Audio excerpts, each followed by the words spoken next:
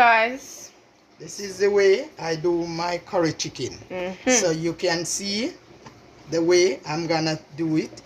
I use my onion, lots of garlic, scotch, thyme, and then some seasonings. Maggi, you see the Maggi, some curry, some all-purpose, some garlic. season, I don't know. garlic and ginger. Yeah, man, Don't forget ginger. Also, I'm doing some stew peas with chicken foot, chicken and beef.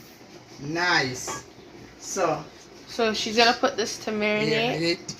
And I'm gonna put it to marinate now after I put the season. So I would like you to like, share, subscribe to the channel, follow and turn on that notification bell. Boom, boom, boom. Turn it on, run and follow me. Don't forget Auntie Claire. Yeah, she's and right. leave a comment. Come on. Don't play on